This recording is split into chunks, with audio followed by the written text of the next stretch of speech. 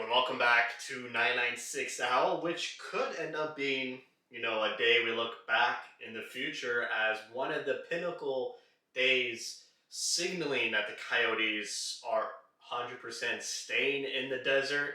Today, they finally announced their partnership with their own sports betting company. I say their own because Alex Morello, the owner of the Coyotes, also owns this sports betting organization, whatever you call it, another arm in his revenue stream. That's one of the main reasons why Alex purchased the Coyotes, is because the Arizona state law passed a law saying that tribal casinos and owners of sports franchises can own and operate their own sporting books. So that officially launches next week on an app, digitized, obviously, as there's ongoing concerns with Gila River Arena and whether the Coyotes are staying there or if they do move somewhere else in the state. But for their new Tempe Arena, that's still not officially signed yet by the city. I'm sure their new arena, if it goes through, will have a sports betting section there, an entertainment, sporting, gambling type thing. So the app is called the Sahara Bets, I believe. They have a logo. It's a news release. That's about it. Decided on whether I should make just a video about that, but there's not much other information. And I would like to reward some of you for clicking on a Tucson Roadrunners video. It's an American League team. Not too many people care. But if you're a diehard Coyotes fan, it's good to know how these young players are doing, because as we see on the current Coyotes roster, pretty much over 50% of their defensemen are from the Tucson Roadrunners. So we'll jump into it. They're doing okay. Their last 10 games are 6-3-1, so they're on a bit of a roll here. They've only played 22 games.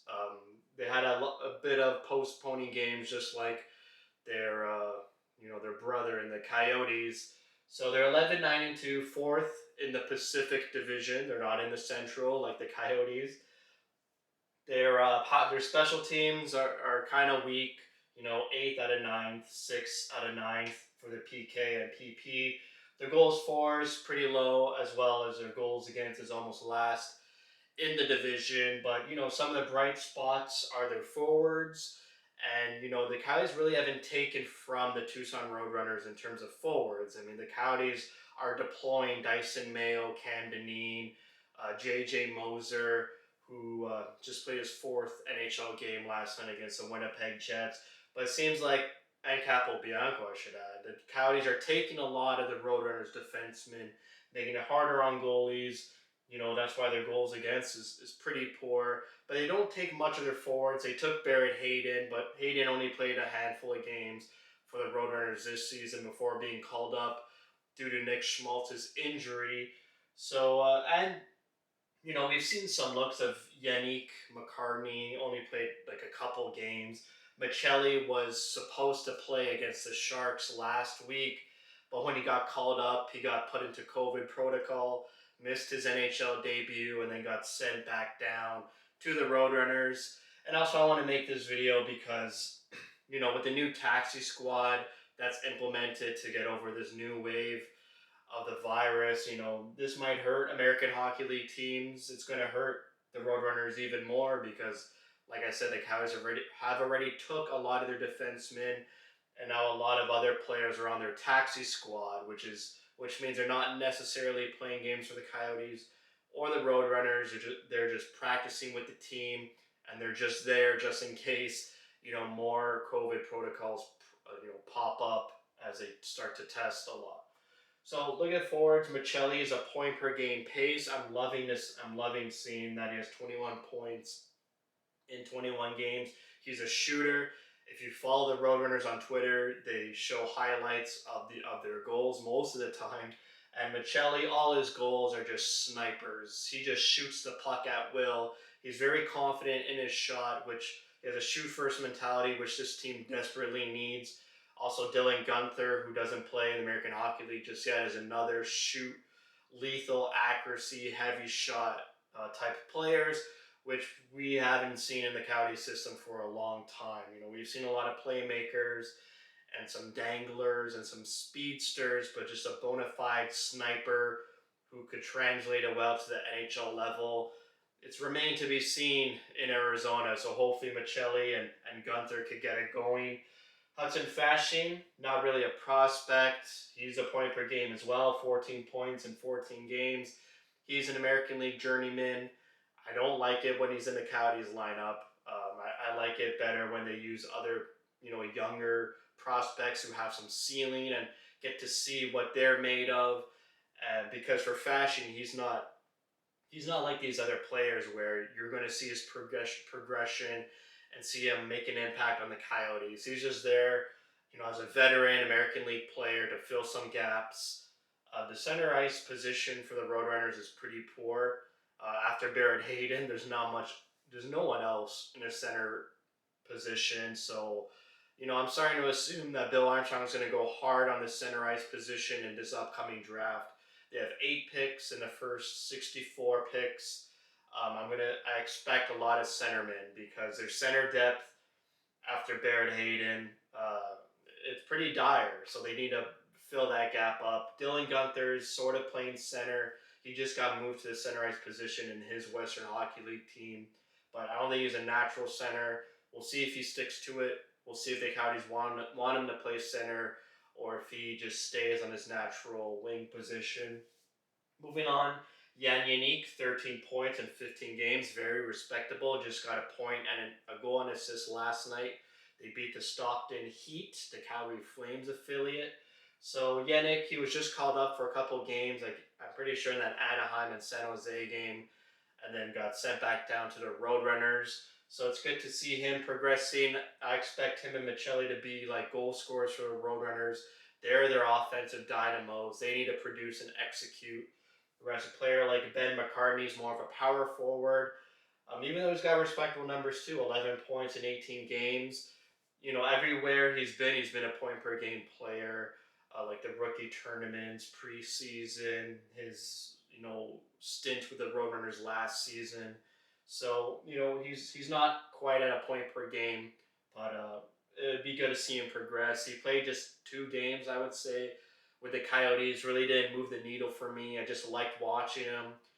Hopefully he's like a Lawson Krause with just more offensive upside and more consistently in his point scoring and have more of an impact on the game consistently than Krause.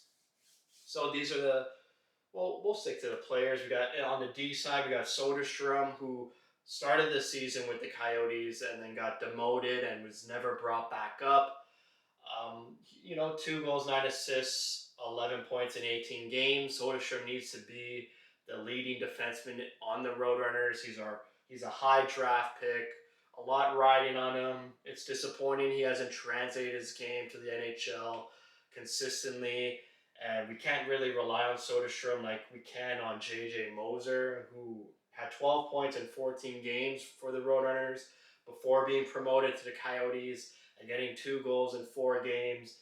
I'm loving Moser. He's what Soderstrom should have been, a calm guy who, puts pucks on net, doesn't really second guess himself when he has the puck, has good hockey sense, knows where to be, finds the gaps. A bit of a good playmaker, and like I said, he's not afraid to just shoot it. And he shot it twice, and he scored 2 goals against San Jose. And so just a defenseman like that, who doesn't overthink, who doesn't get jittery, who's confident in himself and his abilities. He is older than Soderstrom, so maybe that's where it comes from. He's played more professional hockey overseas. This is his first year on North American ice. So it's great to see him translate, in the American Hockey League with some good point numbers. And then on the Coyotes, immediately seeing an upgrade on the defense compared to Cam Dineen and Soderstrom. We'll see when Chychrun comes back. He's close. He might play Thursday against the Blackhawks or this weekend or next week, but he's really close. He's practicing with the team. We'll see if Moser's only there because of the Chychrun injury. We'll see if Chychrun comes back, what happens. Maybe Mayo gets put out or Capobianco gets pulled out. I like Mayo's game more than Capobianco. He's just got to hit the net more, Mayo. But I like when I see Mayo play, I know he has an offensive first mentality, and he's always looking for a good shot or getting the puck to the net for a deflection. Whereas Campbell-Bianco, I'm not really seeing that. So we'll see how the defensemen fall into place with Chikrin coming back. And then you have Kolya Chinook, if I'm pronouncing that right. Another prospect, 5 points in 16 games with the Roadrunners. He came in that Strawman acquisition with the Florida Panthers. A bit of a sweetener to take Strawman's contract. And, if you're looking at the defenseman pipeline, he's the next one up after Moser and Soderstrom and Mayo and Capobianco. So keep an eye on him. I'll be keeping an eye on him. He's playing top 4 minutes on the D pairings. So he should be progressing well. On the goalie side, a bit of a disappointment with Kojanaj, but whenever I see Prosvetov in net, whenever on Twitter the Roadrunners announce that Prosvetov's starting in goal, it's usually a win, usually a low-scoring game, and usually a good game. He's 8-5-2, 908 save percentage, and a 2.82 goals against average, lower than the team's goals against average. As you can see, Kojanaj is increasing and overinflating that goals against per game number. But yeah, Prosvetov's just as advertised. He's solid in net for the team. It's always a low scoring game with him in net. His chances in the NHL have been unfair. Last season under Tocchet, he was thrown against the Vegas Golden Knights, Colorado Avalanche. I think he played 2 games last season. This season, he's played 1 game against the Tampa Bay Lightning, which I thought he played a good game. It was 3-0 for most of the game. A lot of those goals were breakaways against Prosvetov. I just like what I see. I like that he's progressing, sort of like Adin Hill. He's steady, he's calm in the net, and he is our exciting goalie prospect now that we've moved on from Adin Hill, who had a disastrous night against the Detroit Red Wings.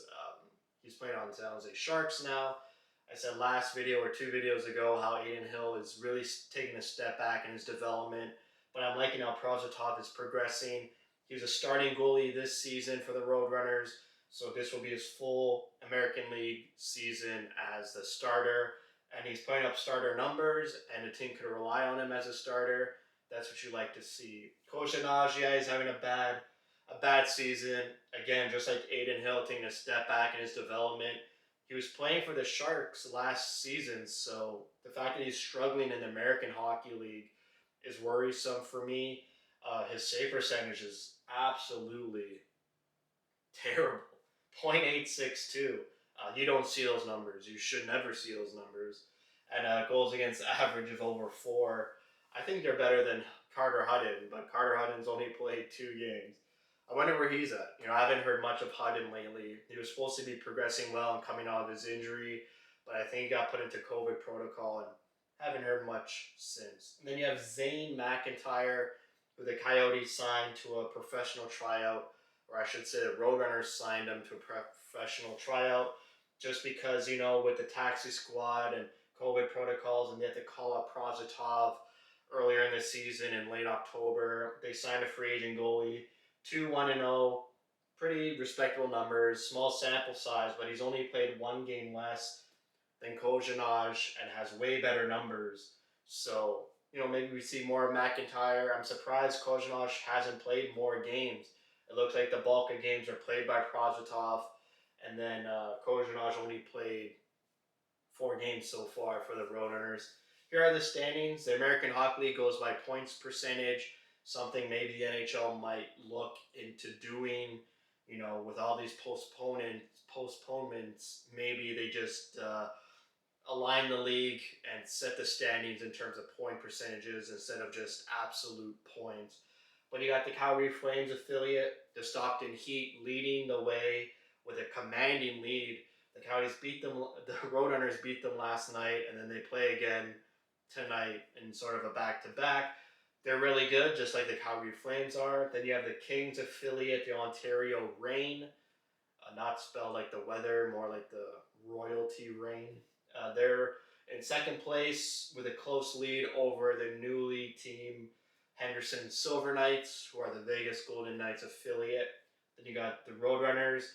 You got the new team in Abbotsford Canucks. There's their first season, biting at the heels of the Roadrunners. And then rounding out the bottom four, you got the Colorado Eagles, which is the Avalanche affiliate. Bakersfield um, Condors, which is the Oilers affiliate. I almost called them the Bakersfield Oilers. And then San Jose Barracuda is a Pokemon. And then the San Diego Gulls. The Anaheim Ducks have taken all their young players and put them on the Ducks, and the Ducks are having a successful season. But you look at their American Hockey League partner, and they're suffering because of all the young talent that was purged and diluted from. So I want to make this video because I want to use the word dilute. The Roadrunners roster is being diluted heavily, and I don't think it's going to get any better with this new taxi squad implemented in the NHL. So it's a good point to say, the Roadrunners are doing all right, a bit mediocre. They got some work to do. The past 10 games, they've been improving, playing above 500 hockey. And it's just good to see players like Michelli and Yannick thrive and have success, and then get called up on the Coyotes and following their progression. And so when the Coyotes play and you're like, who is this random guy? He's not a random guy. He's in Arizona. He's in Tucson. They're doing good things in Tucson. It's a great, relationship they have where they can call Roadrunner players up at will because they're so close to each other. It's just a really good relationship. It builds hockey in Tucson and other parts of the valley where it's not just relying on the Coyotes. And they're in the midst of another rebuild, so it's hard to garner new fans. But, hopefully the Roadrunners, they won the Pacific Division Championships in 2020, right at the pause. It was unfortunate. That was one of their best years, and they were primed to make a huge playoff run. But, the season paused. They got given the title championship. Since then, they've been a bit mediocre because of the diluting of talent that the Coyotes have taken from them. So that's it for me.